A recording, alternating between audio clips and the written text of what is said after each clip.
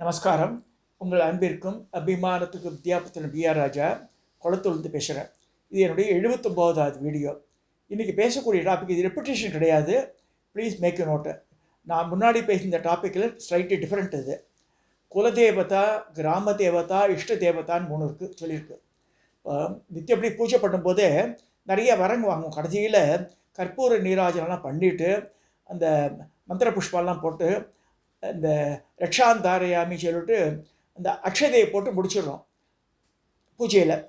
அப்போ வந்து வேண்டிக்கிறோம் இது மாதிரி மம சரீரம் விஜய சரீரம் நம்ம குடும்பத்தை பற்றியெல்லாம் வாழ புத்திரன் புத்திரி அவளை நல்லா இருக்கணும் அவளாம் வேண்டிட்டு யாருக்கா கல்யாணம் ஆனோன்னா சீக்கிரமே கல்யாண பிராப்திஸ்லாம் சொல்லிவிட்டு இந்த கடைசியில் வர வர என்ன ஆகும்னா நம்ம உற்றார் உறவினர்களாக வேண்டிக்கலாம். நித்தியப்படி பூஜையிலே வேண்டிக்கணும். அதெல்லாம் சர்வோஜன சுகினோபவத்துன்னு கடைசியில் சொல்கிறது. அதுக்கு முன்னாடி நான் என்ன சொல்வேன்னா, மம குலதேவதா, கிராம தேவதா, இஷ்ட தேவதா, கிருபா கடாட்சத்தியர்த்தோண்டு. இப்போ சமீப காலத்தில் நான் சந்திக்கிற இதெல்லாம் என்னென்னா, இஷ்ட தேவதையும் குலதேவதையும் ஒன்றா பண்ணிட்டுறாங்க.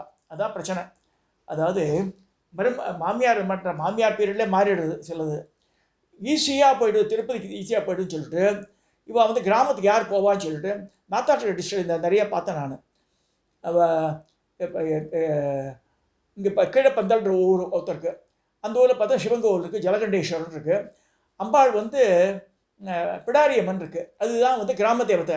அந்த கிராம தேவதை தான் அந்த ஊரில் பிராமணாளுக்கு குலதேவதை. சில ஃபேமிலியை பார்த்தா அவள் வச்சுருக்கா. அது மாதிரி சில ஃபேமிலி வந்து அங்கேயே ஷிஃப்ட் பண்ணி அடுத்த ஊருக்கு போயிருக்கா. அங்கே அவா போனவாள் வெங்கடாஜலபதியை மாற்றிவிட்டான். வெங்கடாஜலபதியும் நிறைய பேருக்கு இஷ்ட தேவதை தான். அது நல்லா புரிஞ்சுக்கணும். குலதேவதையாக இருக்குது சான்ஸே 100% சான்ஸ் கிடையாது. இது வந்து யாரையா மனசு ஊன் பண்ணால் தப்பாக நினச்சிக்க வேண்டாம்.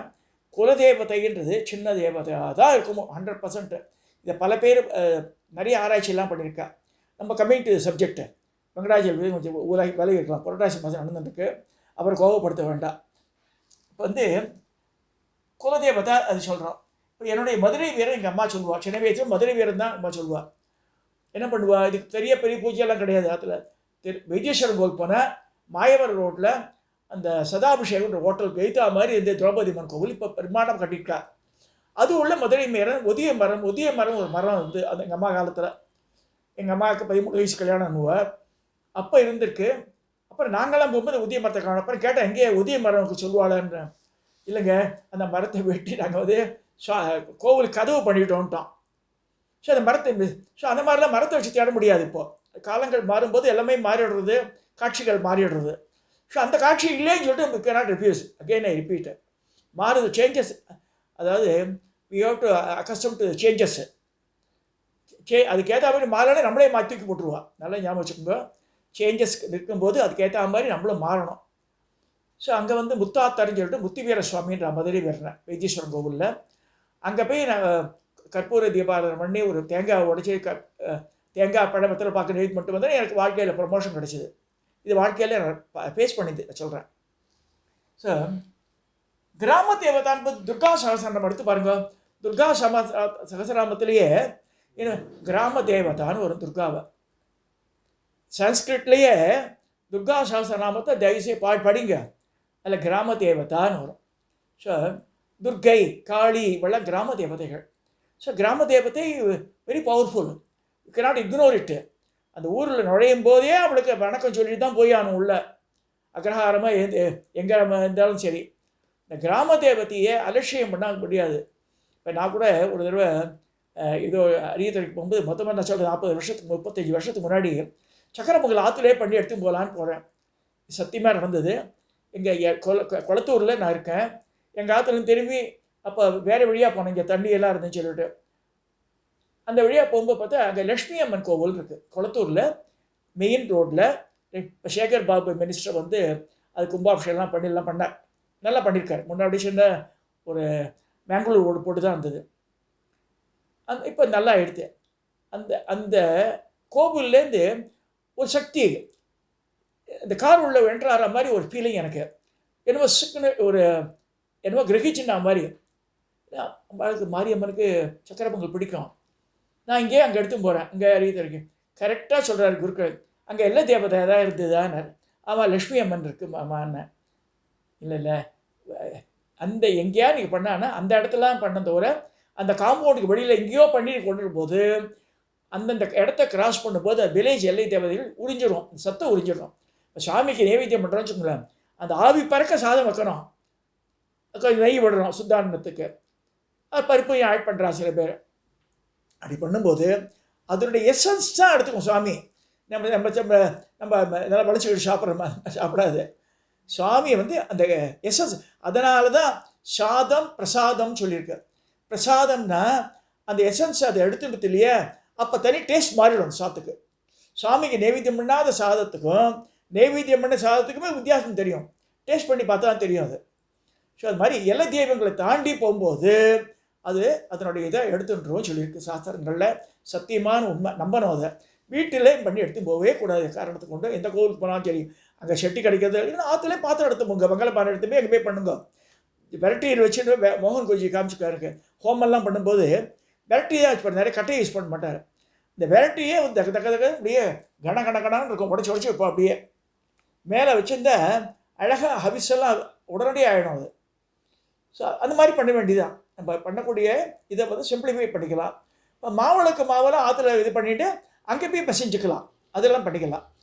ஸோ இது மாதிரி வேரியஸ் திங்ஸ் ஆர் தேர்.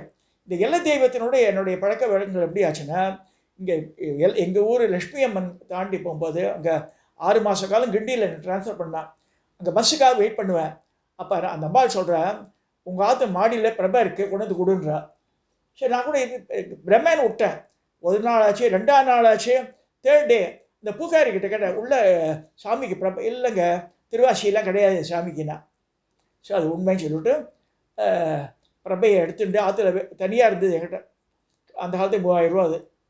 சரி, கொண்டு வச்சு புடவையெல்லாம் சாத்தி பண்ணேன். அதுக்கு அளவெடுத்து பண்ண மாதிரி இந்த எல்லா தெய்வம் பேசுறது சத்தியம்.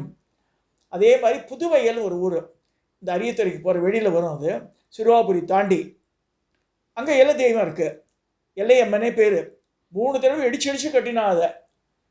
என்கிட்ட இருந்த இந்த முகத்தை அந்த அம்பாள் கேட்டு வாங்கிட்டா. என்கிட்ட இந்த முகம் வேறு மாதிரி இருந்தது, சுடராகவே இருக்கும், மேலே நாகமே இருக்காது. அந்த கோவில் நாகம் இருந்தது. இப்படி கேட்குறான்னு நினச்சேன் நான்.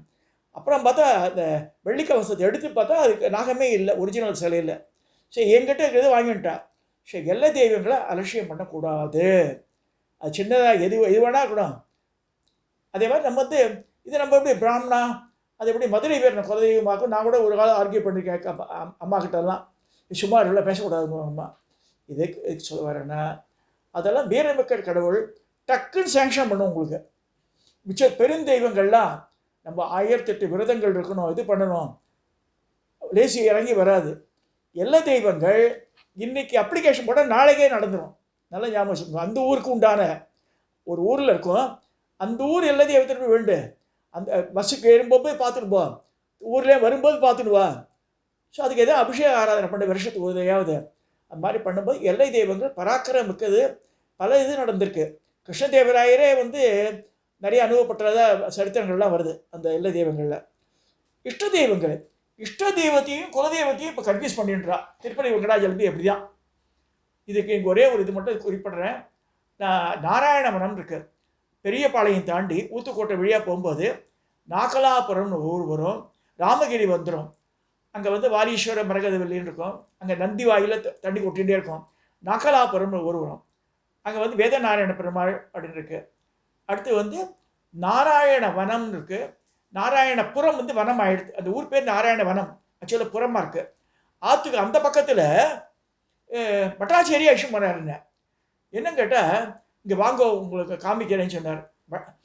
திருப்பதி தேவஸ்தானத்துக்கு கீழே இருக்கிற கோவிலில் பட்டாச்சாரியார் ஹீ டுக் மீ. நான் காரில் போயிருந்தேன், அந்த ஆறை தாண்டி போனார். என்னென்னு, பத்மாவதியோட குலதெய்வத்தை காமிக்கிற வானார்.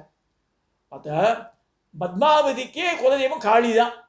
ஆம்னாயாட்சி அம்மன் போட்டிருக்கு. ஆம்னம்னா வேதம், வேதத்தையே கண்களாக கொண்டபடி பத்ரகாளி. இந்த பாதாள பைரவி சினிமாலெல்லாம் வரும், பெருசாக 8 அடி உயரத்துக்கு அந்த மாதிரி இருக்குது. இதெல்லாம் ஸ்டூல் போட்டு ஏறி அந்த இது வெள்ளி பல்லெல்லாம் எடுத்தா அழகாக இருக்குது முகம். இவன் வந்து டெக்கரேட் பண்ணுறா அந்த மாதிரி, இந்த தெற்றுப்பல் இருக்கா மாதிரிலாம். பத்மாவதி வணங்கிய தெய்வம் இது காளி தான். அந்த காளி பேர் ஆம்னாயாட்சி அம்மன். ஸ்ரீனிவாச கதை என்னென்ன விடுறா, ராமானுஜுக்கு அப்புறம் கதையெல்லாம் என்னென்னவோ சொல்கிறா.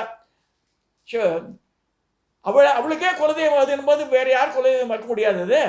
வெங்கடாஜ ஸ்ரீனிவாசரோட பத்தினியான பத்மாவதிக்கு குலதெய்வம் எதுன்னா ஆம்நாயாட்சி அம்மன்ற காளிகா தேவி தான். நாராயணவனம் போனால் ஊருக்குள்ளே என்டர் பண்ணுறதுக்கு முன்னாடி ஆறு வருது, ஒரு டவுன் இறங்கி போனால் ஆற்றுக்கு அந்த பக்கத்தில் இருக்குது கோவில்.